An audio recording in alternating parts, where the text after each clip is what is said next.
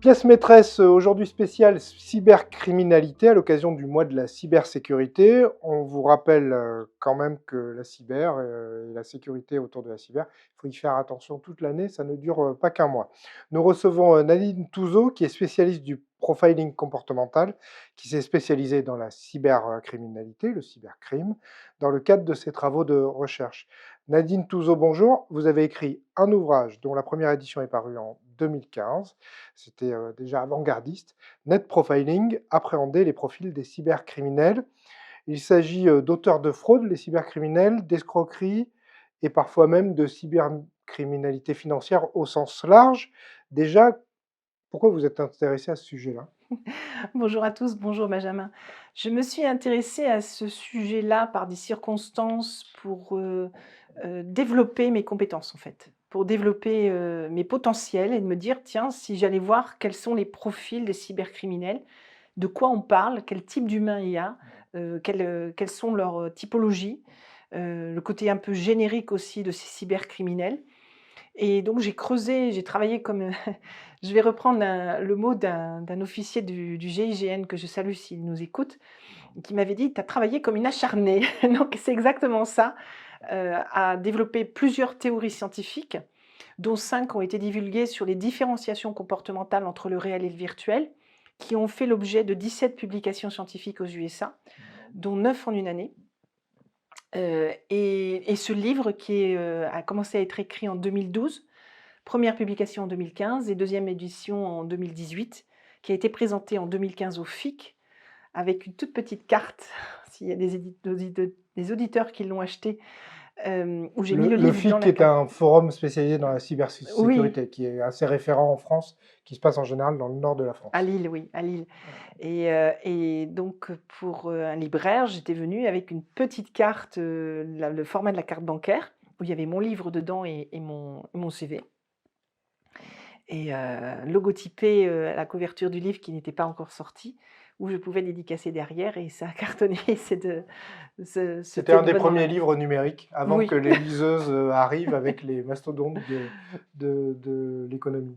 ça avait surpris tout le monde et même moi, du coup, et ça a plu, ça a beaucoup plu. Donc j'ai beaucoup travaillé sur ce sujet-là, oui. Alors, on est d'accord que le profiling, c'est bien s'intéresser aux humains. Oui. Et donc, comment on fait pour s'intéresser à des humains qui sont cachés derrière des ordinateurs? C'est pas possible. Si, il suffit d'analyser les comportements de tout ce qu'ils font derrière l'ordinateur. C'est-à-dire que de toute façon, ils nous indiquent un ensemble de choses et parfois même ils se montrent, parce qu'ils peuvent être très narcissiques. Beaucoup de cybercriminels sont très narcissiques, surtout face au succès. Ah, j'ai réussi à faire plein de trucs ou à hacker, ou je fais partie des black hats, donc les plus importants, les plus puissants, les plus forts. Donc là, j'ai les épaules larges. Oui, alors ceux-là, l'élite, on va dire, Mmh. l'élite des cybercriminels, effectivement, ils se tirent la bourre pour parler vulgairement. Oui, mais pas tous. Parce qu'il y en a qui sont plus intelligents que ça et qui se disent, «Je suis peut-être à haut niveau, mais si je veux continuer à travailler à haut niveau et surtout ne pas me faire repérer, je reste caché». Ce qui est l'idéal. Parce qu'ils jouent un rôle. Il y a la vie dans le réel, tels qu'ils sont, où, en gros, ils sont comme vous et moi. Ils font tout ce qu'il y a nécessaire par rapport à cela. Et puis il y a cette vie d'activité dans l'espace virtuel. Et en fonction de ce qu'ils veulent faire. Qu'est-ce qu'ils ont envie de faire derrière? Est-ce que j'ai envie de me venger de quelqu'un? Est-ce que j'ai envie de m'enrichir? Est-ce que je veux faire du business? Est-ce que je veux, juste m'amuser à montrer mes potentiels, et craquer, le portail, de la CIA? Et ainsi de suite. Ou alors je suis un petit, cybercriminel en herbe ou un petit brouteur ou une mule. La mule qui sert, justement souvent les black hats. Les ou le brouteur, qui va donc faire beaucoup de délits de type arnaque au sentiment, ou les mails qui sont, des mails plombés quoi. Dès qu'on clique dessus, on a un virus et cetera. C'est ce genre de choses. Alors ça évolue encore un petit peu aujourd'hui, mais globalement ça n'a pas beaucoup bougé. Parce que c'est vrai que ce livre, en première édition en 2015, est sorti, où la cybercriminalité, on en parlait encore, mais c'était pas encore vraiment aussi important qu'aujourd'hui. Ça n'a pas vraiment beaucoup évolué aujourd'hui, si ce n'est un petit peu le langage, alors que la cybercriminalité, les cybercrimes évoluent quasiment tous les 6 mois. Ouais, alors, vous avez parlé de black hat. Est-ce que vous pouvez juste nous faire une définition sur les hats et les hackers, qui ne sont pas les mêmes? Alors je ne sais pas si ce sont les mêmes ou pas, parce qu'à l'époque, c'est là où le langage s'est modifié. Donc il y avait le white, grey et black hat. Donc hat, c'est chapeau, c'est ce qui identifie un cybercriminel. Les whites, c'était les moins importants, justement les brouteurs pouvaient en faire partie, c'est ceux qui C'était n'avaient pas les pas. gentils, parce qu'on croit souvent que les Voilà, whites sont les gentils. ça c'est un faux ami. Aujourd'hui, on parle beaucoup des white hats comme des gentils, et merci de le soulever parce que je m'insurge souvent contre cela. Non, ça n'a absolument rien à voir. Les white hats, ça n'a rien à voir. Après, le grey hat, c'est plutôt le vengeur. Donc, il n'a pas la même typologie que les deux autres. C'est plutôt quelqu'un qui va faire quelque chose par idéologie ou par besoin de se sécuriser ou de venger quelque chose par rapport à son image, ce qu'il a vécu, etc. Et ensuite, vous avez le black hat, où là, on est à un très haut niveau. Ce sont des gens qui ont un très très haut niveau de compétences pour pouvoir faire des délits de cybercrime hyper touchy. Est-ce que c'est l'argent, à chaque fois, qui est le moteur? Non. Est-ce qu'on peut dire que c'est 100% du cybercrime, c'est pour de l'argent? Non, non, le white hat, oui. Le vengeur, non, il veut se venger. Donc, il a une cible. Donc, il a une cible par rapport, par exemple, à un ancien patron. Je me rappelle d'un dossier, pas une grosse entreprise, hein, parce que personne n'est à l'abri, où ils ont remercié l'informaticien et l'informaticien a dit: «Vous ne pourrez pas vous en sortir sans moi». Et elle a dit: «Si, on pourra très bien s'en sortir». Il dit: «Non», il dit: «Je vous le prouverai». Et 6 mois après, c'est comme ça que je suis devenue client, c'est qu'en fait, je devais être client chez eux et en fait, c'est eux qui sont devenus mes clients. Donc voilà. Et je vois ransomware sur le site web. Donc je les appelle, je dis: «Bah, écoutez, vous êtes victime d'une cyberattaque», il se trouve que je connais, enfin voilà, on est rentré dans le truc et on discute avec la dame et elle me dit: «Mais c'est pas possible, pourquoi j'ai eu ça? Il y a plein de gens qui ont des ransomware, c'est pas normal» et cetera et à force de discuter, en même pas l'espace de 2 minutes, je dis: «Vous avez licencié quelqu'un dernièrement ou vous êtes séparés d'un prestataire ou tout ce qu'il y a à l'informatique?» Eh bien, elle me dit: «Non», puis elle me dit: «Ah si, si, il y a 1 an, on a licencié notre informaticien». Je dis: «Ben, on pourrait peut-être creuser par là» et en creusant par là, c'était bien ça. C'était lui. Il voulait leur prouver, donc il a plombé tous les comptes. La RGPD a pris cher, hein, mais à l'époque, elle n'existait pas, mais elle aurait pris cher parce il avait tous les comptes, il avait tous les éléments pour pouvoir, que l'activité ne puisse plus se faire au niveau de l'entreprise. Donc je ne pouvais pas être cliente chez eux, mais Donc c'était pas pour lui, vous racontez bien, hein, cette histoire dans votre livre, lui, c'était pas pour s'enrichir personnellement, mais c'était pour les tuer. c'était pour, non, leur prouver, ils voulaient leur prouver qu'ils avaient licencié la mauvaise personne et qu'il était bien meilleur que ce qu'ils croyaient. Il avait besoin de prouver quelque chose, qu'on voit des fois dans les black hats aussi, mais pas par idéologie ou vengeance. Les black hats, c'est par besoin juste de montrer des compétences. Alors que les vengeurs, on a plein de cas comme ça, de gens, qui ont des cibles. Alors parfois, c'est pas forcément parce qu'ils ont été licenciés, c'est par exemple politique. C'est une cible politique, je ne peux pas voir tel parti politique ou tel homme politique et on va faire, ce qu'il faut pour le massacrer quoi, en gros. Et aujourd'hui, on va encore plus utiliser quelque chose qu'on ne voit pas qu'on ne voyait pas autrefois, c'est la fausse information. C'est tout ce qu'on appelle des fake news, mais qui ne sont pas forcément des fake news en soi, parce qu'il y a des gens qui disent que c'est des fake news et en fait ce sont des vrais, par idéologie, par manipulation. Donc là, il faut faire la part des choses. Et on le voit partout, hein, autant du côté de la presse mainstream que du côté non mainstream. Mais sur la partie, par exemple, des montages photos, des montages vidéo, aujourd'hui, ça sort de plus en plus. Mais On a souvent, ça, c'est pour récupérer une rançon, alors ça peut être pour ou récupérer c'est une juste rançon pour ou détruire une réputation. voilà, détruire une réputation ou une personne. Ou se valoriser. Aussi en se disant: «Moi, je suis mieux que lui ou elle». Ça, on le voit aussi, mais on est toujours dans un esprit vengeur, en fait. C'est une typologie qui est particulière en termes de comportement et qui est pas très saine. Là, c'est des gens qui ont beaucoup d'ego, c'est des gens qui sont assez fermés, c'est des gens qui ne voient que leur objectif, qui ne vivent que pour leur objectif quasiment, qui sont prêts à investir tout pour cela, et qui n'ont très peu de discernement ou on n'arrive pas à discuter avec eux pour essayer de les faire réfléchir et de leur faire rendre compte du mal qu'ils font. C'est super compliqué. Mais comment vous les trouvez ceux-là? Parce que là, sur le coup, le gars est vengeur, parce qu'il aime pas un parti politique. Comment vous finissez par le repérer, lui, être humain, individu, derrière son ordi? Il y a plein de façons en fait, toujours pareil, parce que je laisse parler les gens, je pose des questions, j'essaye de comprendre et jusqu'à un moment donné où j'arrive à trouver quelque chose qui m'emmène ce qu'on appelle dans le fond de l'entonnoir et on creuse la piste et c'est souvent la bonne. C'est quasiment tout le temps la bonne. Ou il y a 2-3 pistes, et ben on va creuser 2-3 pistes.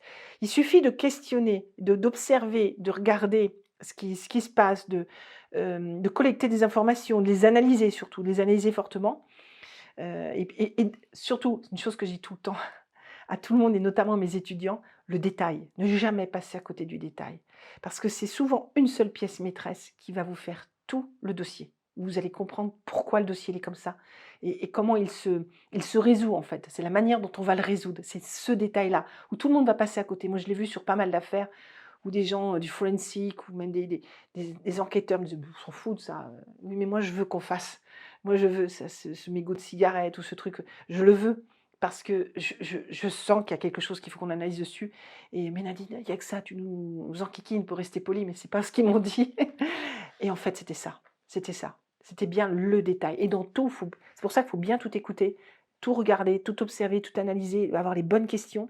Très rapidement, moi j'y arrive mais c'est mon truc, hein.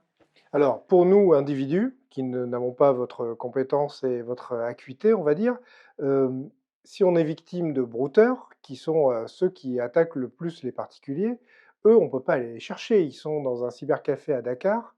Jamais on ira les retrouver. Il y en a en France? Ils sont Dakar, c'est pas là où on en trouve le plus, c'est la Côte d'Ivoire. Pour les pays francophones, c'est, le Togo aussi pas mal pour les pays anglophones.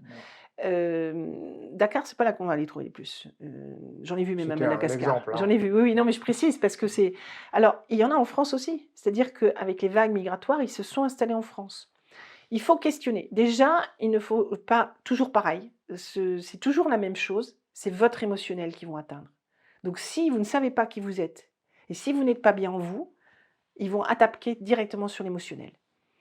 Des personnes, par exemple, qui viennent perdre un conjoint et quelqu'un leur apporte de la tendresse, par des mots gentils, des petites fleurs virtuelles et je sais pas quoi et la personne va se sentir aimée à nouveau, va se sentir choyée, va se sentir, appréciée et donc elle va tomber dans le piège et l'autre va lui dire: «Mais non, je peux pas venir en France parce que tu comprends bien, j'ai une maladie, il faut que j'aille me faire opérer, j'ai pas l'argent». «Ah mais je vais t'envoyer l'argent» et ça commence comme ça. C'est un exemple, hein, parmi tant d'autres. On a toujours l'impression que c'est quand même gros. Mais c'est gros, c'est gros. Il y en a plein qui sont il y a des chefs d'entreprise qui se sont fait avoir il y a des années, il y a une fameuse chef d'entreprise belge qui s'est fait avoir comme ça, mais il y en a d'autres, il y en a plein d'autres qui se sont fait avoir. Aujourd'hui, se faire avoir, c'est vraiment ignorer le problème. C'est vraiment, si on veut se faire avoir aujourd'hui, c'est qu'on a complètement occulté, on ne s'est pas instruit sur le sujet parce que c'est difficile aujourd'hui d'être complètement, ignorant de ce genre de situation. Ça ne veut pas dire qu'on ne peut pas se faire avoir, mais c'est beaucoup plus fin, ils essayent d'être beaucoup plus fins et c'est pour ça qu'il y a des infiltrations en France parce que, par exemple, quand vous leur disiez, j'ai eu des cas comme ça, il y a plein de cas en fait, mais je leur disais: «Posez-leur la question où est-ce qu'ils habitent?» et même en Côte d'Ivoire. Alors ils disaient: «Non, non, j'habite en France». Si vous avez un minimum de savoir, vous pouvez relever l'IP, ce qu'on appelle l'IP, c'est-à-dire sur l'email ou sur, l'adresse de il y a tout est marqué par une IP et en remontant l'IP, ben, on voit bien que c'est pas du tout en France. Ou si c'est en France, ils vont vous donner une adresse, vous faites un Google, un Street View et vous voyez tout de suite que c'est pas la bonne adresse. Sur, une cliente une fois, on a vu, je lui dis: «Regardez, vous voyez, c'est un champ, il y a pas de maison là. Alors demandez-lui comment elle est sa maison en France et tout, vous allez voir». Et là, les gens commencent à capter, mais sinon ils sont obtus, ils sont bornés parce qu'ils ont tout a été joué sur l'émotionnel. Ils les tiennent par l'émotionnel. C'est de la manipulation, hein. Et toute manipulation va jouer sur l'émotionnel systématiquement. Donc si vous n'êtes pas bien et si vous ne connaissez pas bien votre personne et si vous ne travaillez pas votre émotionnel, c'est cuit. Et ça, pour ça, il n'y a pas d'antivirus. Ah bah non, En tout cas, il n'y a pas de logiciel. non, non, il n'y a rien de technique là-dessus. Il n'y a rien qui fonctionnera techniquement. Ça, c'est pas possible.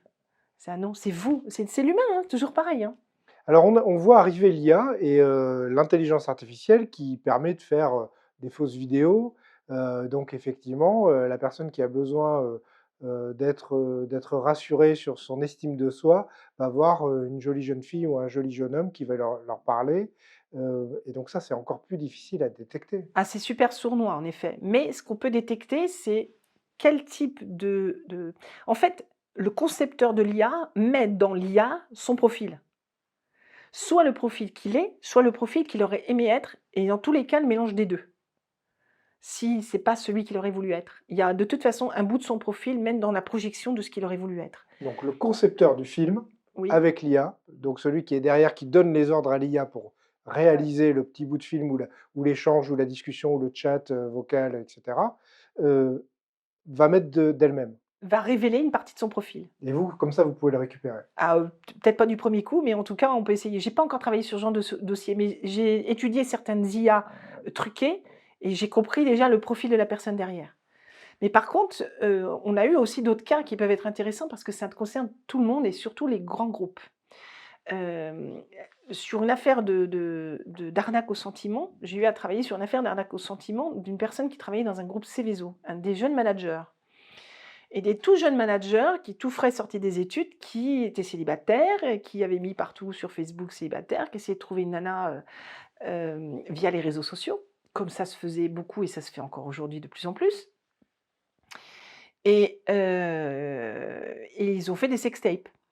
Et donc de sextapes, qui étaient censés être non filmés et en plus rester en vase clos, intime puisqu'il n'y a pas eu d'acceptation que ce soit public, rendu public. Et donc ils ont gardé ça comme un marchandage et c'était comme des brouteurs, hein, c'était de l'arnaque au sentiment aussi, hein, c'était lié à ça. Et donc quand j'ai travaillé sur ces dossiers-là, je me rappelle, j'étais avec une étudiante criminologue, on était en train de se reposer pour une fois et on m'appelle et bon, bah, j'ai dû rentrer et travailler tout de suite dessus et déjà dans la voiture, j'ai commencé.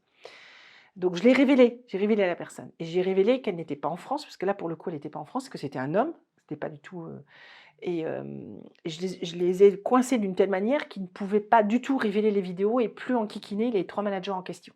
Le groupe Céveso n'en a jamais rien su, parce que les gars, ils pouvaient perdre leur, place, premièrement et deuxièmement, ça mettait vraiment à risque le groupe Céveso. Mais sur le dernier sujet, j'ai dit: «Je veux voir jusqu'où ils vont». Parce qu'au début, on était sur des sextapes et de l'argent, ils demandaient des rançons derrière, de l'argent. On a dit: «Non, de toute façon, c'est pas du tout ce qu'ils gagnent, c'est pas possible et cetera. Tu fais un crédit à la banque, mais non, ça se passera pas comme ça. Puis de toute façon, moi, j'intervenais, j'ai tout réglé» et donc le dernier, on a été un peu plus loin pour voir un petit peu, c'était le même réseau, c'était le même groupe, hein, sauf que, je me suis pas, dévoilée, en fait et en fait, le dernier, il a été jusqu'à dire: «Tu travailles bien dans telle entreprise, mais tu vas me prendre des renseignements» et là, c'est grave. Mais c'est ce qu'on connaissait, avant, dans le monde physique, quand il y avait, des ingénieurs qui se retrouvaient, avec, des jeunes et jolies jeunes filles, qui débarquaient. Qui étaient souvent des prostituées ou des filles, qui étaient des espionnes à la solde d'avoir des renseignements sur l'oreiller. Tout à fait. C'est transféré maintenant dans le virtuel parce qu'il y a moins de danger. Ouais, ce qu'on appelle le compromat, russe, qui est en fait comment j'arrive à compromettre une personne parce que j'ai des vidéos, parce que, ou je fais des fake news, en fait, c'est maintenant à la portée quasiment de tout le monde, ou c'est compliqué quand même? Alors, il faut quand même avoir un esprit un peu tordu, hein. C'est-à-dire que des gens qui ont des profils, plutôt, gentils, bienveillants et cetera ne pourront pas faire ce genre de choses. Ça, c'est pas possible. Ça, c'est pas possible Bah, et il après ça peut être faut des professionnels, ça peut être, leur métier. Ça devient professionnel. Ils se professionnalisent. C'est pour ça que je dis qu'il y a des gens qui se sont infiltrés en France pour faire ce genre de choses, pour faire des repérages, pour, donner de la crédibilité dans leurs propos. C'est extrêmement, compliqué aujourd'hui, hein. Et encore une fois, chaque dossier, c'est un dossier unique, en fonction des profils qui sont tous uniques. Quand on entend parler d'IA, j'insiste parce que les gens ont pas mal ce mot à la bouche et puis on l'entend beaucoup. On sait aussi qu'une IA peut, générer une conversation, écrite en très bon français, alors avec un style parfois, un peu ancien, ce qui nous enlève un des indices qui était très bien pour détecter un escroc, qui était qu'il faisait des fautes d'orthographe. Aujourd'hui, c'est plus un sujet. Alors, ça dépend de l'escroc. Un Chicli, c'était pas son truc, par exemple. Gérard Chicli, c'était un escroc qui savait, qui avait un langage châtié. Ça dépend de l'escroc.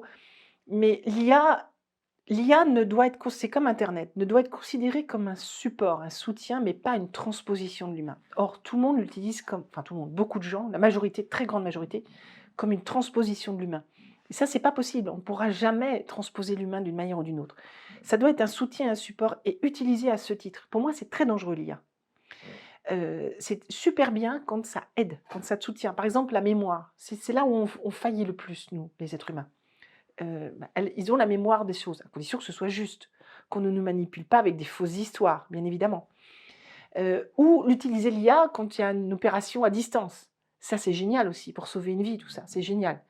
Mais dire: «Je vais avoir un robot dans ma vie pour me faire tout» ou «J'appuie sur un clic sur mon téléphone et je peux descendre tous les volets, allumer le chauffage, mettre le four en route», je ne sais quoi encore, ça, c'est extrêmement dangereux. Oui, mais le brouteur, mon brouteur là, lui, il va utiliser l'IA puisque c'est accessible à tous, c'est gratuit. Il peut l'utiliser, mais c'est pas ça qui va Je pense pas qu'en Afrique, ils aient tous les moyens d'utiliser ce type d'IA. Je pense pas. Là, on est déjà sur un brouteur de luxe, si je puis me permettre. Je pense pas. Ils passent des heures. Moi, je les ai vus, hein. Je les ai vus hein, quand j'étais à Madagascar, quand je vivais à Madagascar. Je les ai vus. Ils passent des heures en cybercafé pour séduire quelqu'un. Et ils jouent des rôles, vraiment, mais c'est incroyable. Hommes-femmes des deux côtés. Ils jouent des rôles et ils font ça. Et j'ai discuté avec eux. Je dis, mais est-ce que vous savez que vous faites du mal là? On s'en fout, le blanc, il paye. Ce qu'ils m'ont dit. C'est cash, hein. Alors après, ils ont une technique qui est assez simple, c'est qu'ils envoient des millions de mails ou qu'ils prennent des contacts avec des millions de personnes, et puis il suffit qu'il y ait 0,1% Voilà, voilà.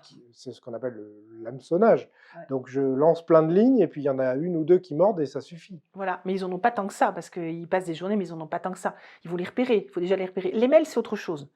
Les mails, ça, on peut balancer à outrance. Mais il faut avoir les bases de données déjà des mails. Donc les datas, ça coûte rien dans le dark web, hein. Toutes les données, ça coûte, à part paquet de 50, aujourd'hui c'est peut-être dans les $10, j'en sais rien, mais à l'époque c'était un petit peu plus cher, où j'ai écrit le livre. Mais ça vaut rien du tout. Mais par contre, vous avez toute la partie sur les réseaux sociaux, il faut repérer les profils. Donc ils vont chercher déjà les profils célibataires, ça c'est clair. Ils peuvent attaquer aussi des personnes mariées, mais c'est rare. C'est tout ce qui est célibataire. Et ensuite, derrière, ils vont voir les gens, qu'est-ce qu'ils publient. Et s'ils publient beaucoup de choses sur l'émotionnel, ils vont surfer là-dessus. Ce sont quand même des très bons analystes, on devrait les utiliser pour ça, pour qu'ils fassent des choses bien. Non, ils ne sont pas si bons que ça. Ils prennent juste un truc et non, c'est très facile à déjouer. C'est juste que les personnes qui sont alpaguédans, parce qu'il faut quand même savoir aussi une chose que beaucoup de gens n'arrivent pas à intégrer, la culture africaine, il y a ce qu'on appelle les gris-gris. Donc, ils peuvent utiliser d'une certaine magie pour faire en sorte que la personne reste vraiment hameçonnée, mais pour de bon. Et je sais qu'il y a des gens qui n'y croient pas et qui critiquent ce genre de choses, mais je l'ai vu, je l'ai vécu, et d'autres l'ont vécu aussi. Pas pour les mêmes raisons. Moi, je ne l'ai pas vécu pour les mêmes raisons, et d'autres aussi. Et ça s'utilise beaucoup, et pas qu'en Afrique. Est-ce que ce sont des réseaux ou est-ce que ce sont des individus? Alors, il y a les deux. Il y a les deux. Il y a les individus qui veulent s'enrichir pur et dur, qui n'ont aucun sentiment pour qui que ce soit, même pas pour eux-mêmes. Ils veulent vraiment s'enrichir. Et vous avez des réseaux, et là, c'est des réseaux, donc ils amènent un maximum d'argent. Ils touchent une commission dessus, et c'est des réseaux qui peuvent faire des trafics d'armes ou trafic de traite des blanches ou de drogue. Oui, parce que quand un Français, un citoyen français finit par donner les 500 euros pour la petite opération nécessaire, en fait, ça ne va pas dans une famille. Non, Voilà, ça va non, puis plus ça loin. va pas pour l'opération dont on disait tout à Ça, l'heure. on est sûr, ça, on se doute bien. Ça pourrait au moins aller dans une famille. Oui, mais même pas. Surtout qu'à 500 euros, dans certains pays d'Afrique, on vit très bien pendant peut-être presque 2 mois, 1 mois et demi, dans ces eaux-là. Mais non, non, pas du tout. Ils auront une commission et le reste va dans les réseaux. Bah, c'est des Macs, hein, c'est comme des Macs en fait. Ce sont des réseaux de trafic et qui peuvent avoir des synergies, des influences avec des étrangers qui ne sont pas d'origine du pays de l'Afrique noire. Qu'est-ce que vous donneriez comme conseil premier, ou quelques conseils, je sais pas, 3, 5, pour éviter de se faire avoir? Alors, il faut déjà réfléchir pourquoi on est venu vous alpaguer. Et il faut aussi vous dire que vous ne voyez qu'une photo, vous ne voyez pas la personne en vrai. Et que même si on vous envoie la vidéo, vous ne la voyez pas en réel. Rien ne changera le réel. Tout ça, c'est du virtuel. C'est pas parce qu'il y a une personne en face de vous dans le virtuel que elle est réelle dans le sens propre du terme. On ne transposera jamais ce qui est là, comme là, on est l'un en face de l'autre. Là, je vous vois, je sais qui vous êtes, etc. Comme vous me voyez, et ainsi de suite. Il y a rien de mieux. Alors, on va me dire derrière, bah oui, mais si la personne est loin, c'est compliqué. Oui, c'est peut-être compliqué, mais déjà, tant que vous n'avez aucune assurance que cette personne est vraie et réelle, vous êtes prudent, y compris si vous la voyez en vidéo. Si c'est une personne qui fait une vidéo pour vous. Donc ça, non, c'est non. Ce qu'il faut faire, c'est questionner au maximum. Mais pourquoi moi? Qui vous êtes? Mais j'ai pas d'argent. Mais pourquoi vous venez me chercher? Mais qu'est-ce qui vous prouve que j'ai besoin de quelqu'un dans ma vie? Je reste sur les arnaques au sentiment, hein. Il faut poser un maximum de questions. Vous vivez où? Vous êtes qui? Et vous verrez, la personne va essayer de vous séduire. Et elle va vous séduire d'une manière qu'on ne trouve plus dans notre pays. On ne voit plus ce qui est peut-être pas une bonne chose d'ailleurs, mais on ne voit plus cette séduction un peu à l'eau de rose, romantique, que beaucoup de femmes, les femmes sont très sensibles à ça, ou le charme féminin, que les hommes peuvent être sensibles aussi. On ne le voit pas du tout. Donc, pour vérifier vraiment cela. Ensuite, quelles sont les intentions de la personne? Mais je réitère, pourquoi moi? Mais qu'est-ce que vous attendez de moi? Oh, je veux juste des nouveaux amis sur les réseaux sociaux. J'ai lu ça plusieurs fois pour plusieurs personnes. Ça a commencé comme ça. Mais j'ai plein d'amis, moi. Et les réseaux sociaux, c'est virtuel. Donc, on ne peut pas faire ami-ami dans les réseaux sociaux. On ne se voit pas, on ne se connaît pas. Vous n'êtes pas dans le même pays que le mien en plus. Et j'ai pas l'intention d'aller en Afrique noire dans votre pays, par exemple. Et vous questionnez vraiment au maximum la personne. Et vous allez voir, à un moment donné, elle va mentir. Parce que on met plus d'énergie à mentir qu'à dire la vérité. C'est très difficile de mentir, sauf pour les menteurs nés. Et donc, c'est là où vous aurez des preuves qui vous permettront de dire ah, quelque chose qui n'est pas fiable. Mais si émotionnellement vous gérez mal, vous aurez du mal à faire ça. Et est-ce qu'au bout d'un moment, à force de poser des questions, ils décrochent? Parce que finalement, ils perdent du temps, ils sentent qu'ils perdent du temps et ils passent à celui d'après. Moi, je les ai fait décrocher. Je les ai fait décrocher en me faisant passer pour la personne qui était victime, la victime, voilà. Je les ai fait décrocher. Ils décrochent assez rapidement, mais ils nient. Hein. C'est toujours ils nient tout le temps, tout le temps, tout le temps. Jusqu'à un moment où tu as dit ça, tu as écrit ça, j'ai les preuves, machin. Puis au bout d'un moment, bon, il faut que je parte parce que ma mère, elle est malade. J'ai un cas comme ça. Ma mère, elle est malade, elle est à l'hôpital. Je vais aller voir ce qui se passe. Je reviendrai plus tard. Puis ils ne reviennent jamais. Donc là, c'est bon. Et ça veut dire que vous êtes décroché du réseau. C'est soit une autre personne va quand même revenir pour derrière vous dire, enfin un autre du réseau des cybercriminels pour vous alpaguer et donc il faudra refaire la même démarche. Soit vous êtes sorti du réseau et là vous êtes tranquille. Quelle est la prochaine cyberarnaque? Quel est le prochain cybercrime qui va nous tomber dessus? Est-ce qu'il y en a déjà? Est-ce qu'il y en a déjà qui commencent à se développer? On commence à sentir que ça va se développer? De toute façon, ça sera toujours ciblé sur l'argent pour la plupart d'entre eux parce que c'est ça qui les intéresse. Donc les crypto-monnaies, je crois qu'il y a déjà pas mal de problèmes là-dessus. Tout ce qui est aussi, enfin tout ce qui rapporte de l'argent. Je pense qu'ils sont toujours assez ingénieux pour trouver quoi que ce soit. Il faut toujours être prudent, questionner, prendre le temps, ne jamais se précipiter. Et l'IA a une telle place aujourd'hui que même quand on fera des webcams, ils pourront changer leur faciès. Vous savez, on peut même faire des masques, hein. On peut faire plein de choses. Il y a énormément de possibilités de tricher et d'alpaguer sa cible. J'ai du mal à savoir ce qu'ils peuvent encore inventer parce que ce n'est pas dans mon profil, mais je reste à l'affût de ce qu'ils peuvent faire. Parce que je détecte sur chaque nouvelle affaire, je détecte des tas de choses. Je me dis, que ce soit des cybercrimes ou même des délits, des choses qui ne sont pas dans le sujet, mais que j'ai vu dernièrement, où il y a des réseaux qui arnaquent les personnes âgées qui vendent leur maison ou qui sont en fin de vie, ou qui sont et c'est des réseaux qui sont huilés, qui sont terribles et les personnes âgées n'arrivent pas à se sortir de cela. Donc bon, j'interviens, mais on voit de tout. C'est des choses qui sont impensables. Donc je suis incapable de vous répondre à cette question. Ils sont beaucoup trop forts.